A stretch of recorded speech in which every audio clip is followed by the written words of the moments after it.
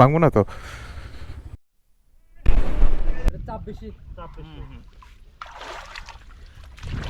এই পাহাড়ি মুরুক দিয়ে, এই সেই পাহাড়ি মুরুক একটু আগে। আসসালামু আলাইকুম বন্ধুরা, আমরা আজকে আমাদের জার্নি এতদিনের যে প্রস্তুতি নিয়েছি তা শুরু করতে যাচ্ছি। এখন রাত 10:27 বাজে।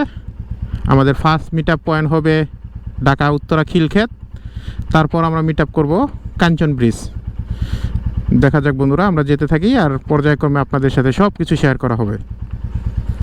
ইচ্ছে করে সবাইকে নিয়ে ট্যুরে যাই, কিন্তু সময় স্বল্পতা এবং আনুষঙ্গিক ব্যস্ততার কারণে তা সম্ভব হয়ে ওঠে না কখনোই। তাই তো ক্যামেরাবন্দি করে ট্যুরের সকল অভিজ্ঞতা শেয়ার করার জন্য, বন্ধুদের সাথে শেয়ার করার জন্য এই ছোট্ট প্রয়াস। তো বন্ধুরা, ততক্ষণ পর্যন্ত আমরা চলতে থাকি। আমার বাইকের সর্বপ্রথম কাজ এখন বাইকের ফুয়েলটা ফিল আপ করে নেওয়া। ফুয়েল নিয়ে নিচ্ছি আমরা, ভালো পাওয়া যায়। দাও দাও দাও।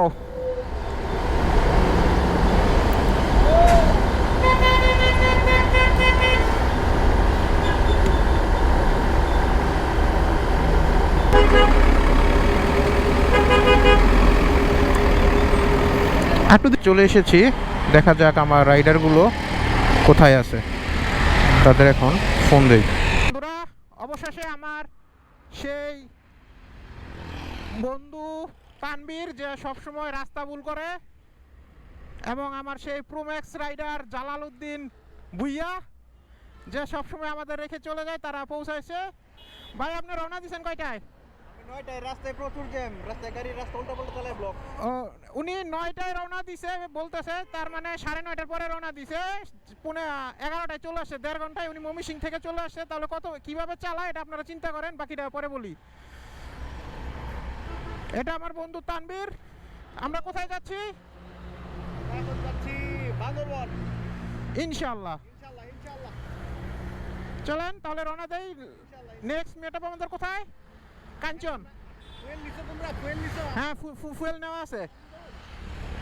আমাদের প্রথম মিট আপ ছিল খিলক্ষেত। তো খিলক্ষেত থেকে সবাই মিট আপ করে, তো দ্বিতীয় মিট আপ আমাদের হওয়ার কথা কাশপুর ব্রিজের পর একটা পাম্পে। তো এর ভিতরে আমি, জালাল, তানবীর রাইড করছিলাম। তো আমরা মালিবাগ ফ্লাইওভার ওঠার পর আমি ওদের দুইজনকে হারিয়ে ফেলি। আমার বাকি রাইডারগুলোকে আমি এখন পর্যন্ত খুঁজে পাইনি। আমি তাই কাশপুর ব্রিজে চলে আসি, ওদের সাথে ফোনে কন্ট্যাক্ট করে আমরা লোকেশন না পেয়ে লাস্ট আমরা ডিসিশন নিই আমরা দ্বিতীয় মিট আপ পয়েন্টে আবার একত্রিত হব সবাই। তারপর আমরা সুশৃঙ্খলভাবে রাইড করবো ইনশাআল্লাহ। সারা রাত বৃষ্টিতে ভিজে ভিজে এখন আমরা পৌঁছালাম চিটাগাং বাইজিৎ লিংক রোড। এখানে আমাদের সাথে যুক্ত হয়েছে, মাঝখানে যুক্ত হয়েছিল আমাদের বন্ধু অনিক। আমাদের 1 2 3 4টা বাইক, 5টা বাইক আমরা চলে এসেছি। এখান থেকে আমাদের সাথে যুক্ত হয়েছে আমাদের বড় ভাই আয়াজ ভাই। আর অনিক, তুমি মাঝখানে যুক্ত হয়েছিল, বাট বৃষ্টির কারণে তুমি আসতে পারো নাই। এই পাহাড়ি পথে ডুক ডুক ডুক ডুক শব্দ করে চলেছি আমরা সেই ট্যুর 64 ডিস্ট্রিক্ট থেকে। আমার সামনে আছে আমার বন্ধু অনিক, জালাল, আয়াজ ভাই, আর সেই আমাদের রাস্তা চিনিয়ে নিয়ে যাওয়া তানবীর। সে আজকেও পথ হারিয়ে ফেলেছে, কোথায় আছে কিছুক্ষণ পরে ও আমাদের শেয়ার করা লোকেশনে চলে আসবে। এই আমার বন্ধু সেই তানবীর, তার দেখানো পথ দিয়েই আমরা আমাদের ট্যুরগুলো সম্পূর্ণ করে থাকি। বাট সর্বত্রই উনি ভুল পথ আমাদের দেখিয়ে নিয়ে যায়, লোকেশন ভুল করে। বাট এবারকার ট্যুরে এখন পর্যন্ত সে তার দক্ষতার সাথে সুন্দরভাবে আমাদের টিমটিকে এগিয়ে নিয়ে যাচ্ছে সামনের দিকে। এর জন্য তাকে পাহাড়ি শুভেচ্ছা।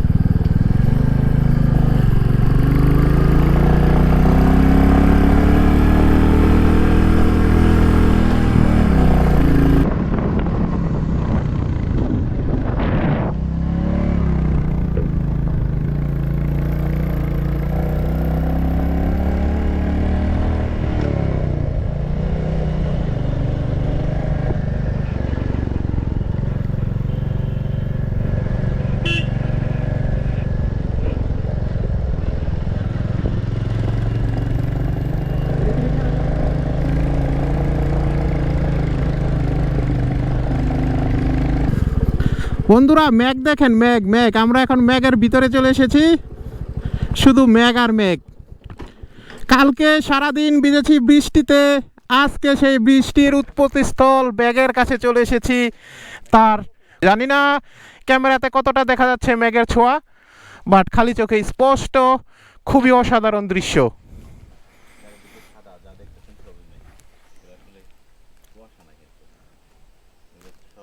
আমার বন্ধু বন্ধু জালাল না, বন্ডু জালাল ভিডিও করছে, সবাই ব্লগার, সবাই ফেসবুক থেকে টাকা ইনকাম করে, সবাই ব্লগার। সেই টাকা দিয়ে আমরা ট্যুর দিব।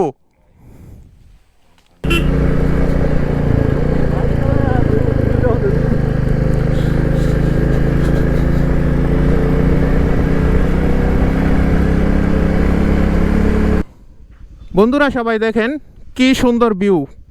আসলে ক্যামেরাতে কতটুকু ক্যাপচার করা যাচ্ছে সেটা আপনারা বুঝতে পারবেন না। আসলে যদি সত্যি বাস্তব চোখে আপনি বান্দরবন না আসেন তাহলে সৌন্দর্যের আসল মানেটা কি সেটা আপনারা কখনোই বুঝবেন না। এক কথায় অসাধারণ।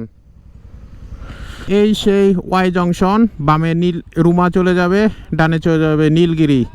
এই ওয়াই জংশনে প্রতিটা বাইকারই এসে একবার না একবার তার কিছু স্মৃতি রেখে যাবেই। তাই আমরাও চেষ্টা করেছি সেই ওয়াই জংশনে কিছু স্মৃতি রেখে যাওয়ার জন্য।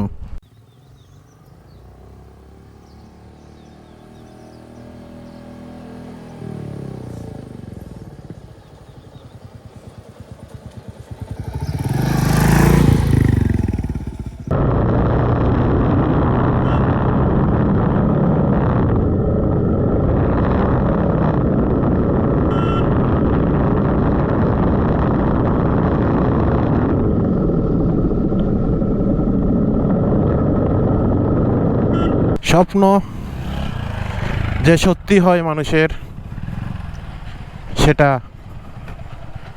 আল্লাহই করে দেয়। সৃষ্টিকর্তার মাধ্যমেই মানুষের স্বপ্নগুলো স্বপ্নগুলো সত্যি করতে পারে। বন্ধুরা ভাঙবো না তো।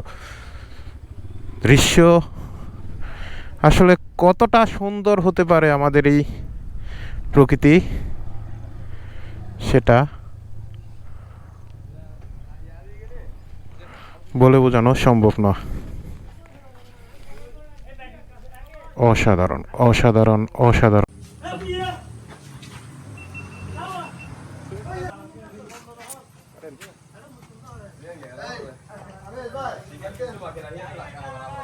বন্ধু তানবীর যে সব সময় রোড প্ল্যান ভুল করে, রাস্তা ভুল করে এই তানবীর। ওই আরেকজন আছে আমার বন্ধু অনিক, যে সব সময় তার বাইকের, অনিক তোমার চেহারাটা দেখাও, তোমার নামটা সবাই শুনেছে, চেহারাটা দেখায় নাই। এই অনিক যে বাইকের সব সময় টপ স্পিড নিয়ে চিন্তিত, বাট এবার বাইকের টপ স্পিড নিয়ে ওর একটু চিন্তা কম। তো আর পাহাড়ি কলা খাবো না তা হয় না।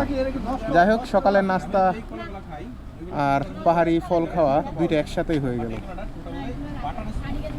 পেয়ারা না, এটা 4টা 20 টাকা না। আমার বন্ধু জালালের আর সেই অববাদটা থাকে না। আমার বন্ধু জালাল এখন ভালো হয়ে গিয়েছে, এখন আমাদের সবাইকে লিড দিয়ে নিয়ে আসে। এই সেই জালাল যাকে আমরা আগের ভিডিওতে আপনারা দেখেছিলেন যে আমাদের সবাইকে ফেলে ট্যুরে চলে যায়, ফার্স্ট হয়। এখন এই জালাল আমাদের সবাইকে সাথে নিয়ে সামনের দিকে এগিয়ে নিয়ে যায়। অনেক সে টাইটানিক পোজ দিচ্ছে, সেই টাইটানিক ভিউতে। খালি কেটের হচ্ছে অনুপস্থিতি। আসলে ক্যামেরাতে কতটুকু বোঝা যাচ্ছে না। আমরাও ওই যে পাহাড় দূরে ডব্লিউর মতো যে পাহাড়টা, এখানে ছিলাম, এটা ছিল নীলগিরি। এখান থেকে আসলাম আমরা। আপনারা দেখতে পাচ্ছেন কিনা এখানে স্পষ্ট বোঝা যাচ্ছে কিনা, বাট খালি চোখে স্পষ্ট বোঝা যাচ্ছে 3টা টাওয়ার, সম্ভবত নেটওয়ার্ক টাওয়ার। এটা হলো চিম্বুক। তারপর আমরা চিম্বুকে এসে সকালে নাস্তা করি এবং চিম্বুক থেকে ঘুরে ঘুরে নামতে নামতে নামতে নামতে এই পাহাড় থেকে নামতে নামতে এদিক দিয়ে এসে আমরা আবার বগালেকের রাস্তায় এখন আসি। বন্ধুরা থেকে যাত্রা পথে আমরা মাঝপথে দাঁড়িয়েছি। বাংলাদেশের সবচেয়ে পরিষ্কার পরিচ্ছন্ন পাহাড়ি গ্রাম এই সেই গ্রাম, যেটা ইউটিউবে বিভিন্ন চ্যানেলে আপনারা দেখতে পারবেন। সত্যি আসলে গ্রামটি অনেকটাই পরিষ্কার পরিচ্ছন্ন। আমরা কয়েকটা বাইক ঢাকা থেকে যারা এসেছিলাম, আমাদের সেই সাউথ ইস্ট ইউনিভার্সিটির 2009-এর বেস, তারা সবাই ছিল এখানেই।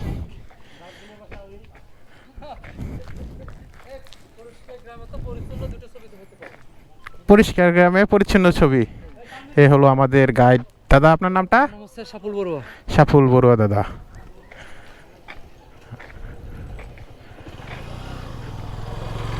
আর এনি হলো আমাদের আজকে কটেজের যে মালিক, রবার্ট দা। আপনারা আসবেন রবার্ট দার কাছে, ঠিক আছে বন্ধুরা। এই সেই বগালেকের সর্বশেষ ডাল। এরপর এবং সব থেকে খারু ডাল এটা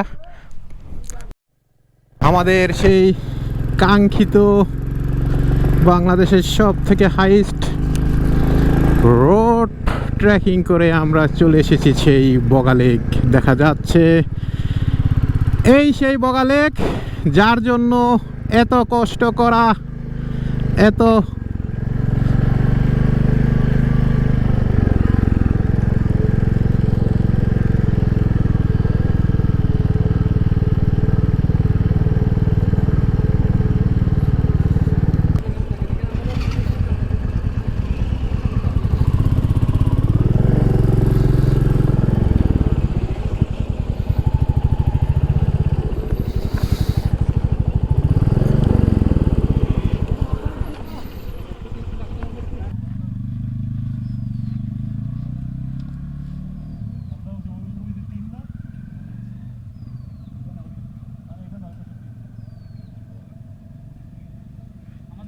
রয়্যাল ডালে একটু তুলতে পারবেন?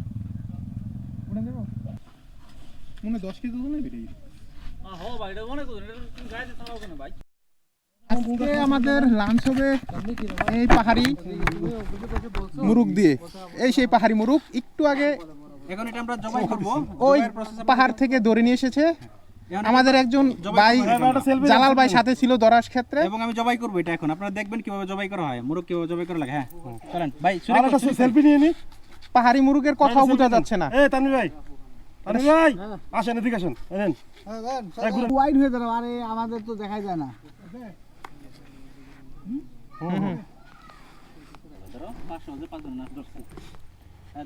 হ্যাঁ রেডি, হাত দিয়ে জিনিস সব দিতে পারেন। নতুন জবাই করতেছে নাকি? বিসমিল্লাহ আকবার। বাহ, কষাই তো সেই। পাহাড়ে এসে এই পেয়ালা ফল নিলাম আমরা এই গাছ থেকে পেরে। এই পাহাড়ি পেয়ালা গাছ দেখাচ্ছি আপনাদের। এই যে টিপ দিবেন, এরকম বের হবে। কেমন বের? এই সেই পেয়ালা গাছ, পাকাগুলো আমরা পেরে ফেলেছি আর এই কাঁচাগুলো এখনো গাছে আছে।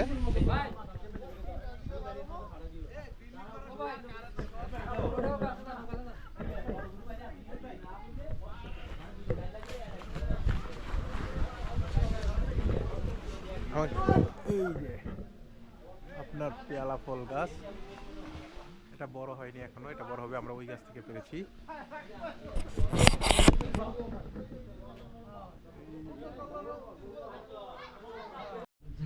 খাদক কাকে বলে?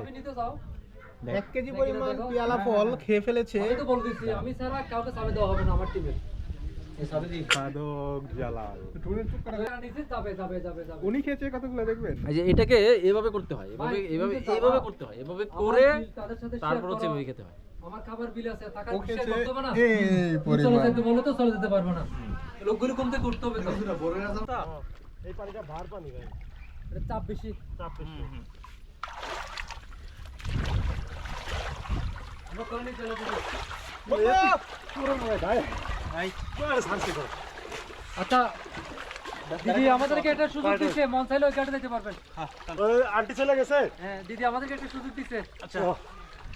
ওই যাও যাবে না ও খাই।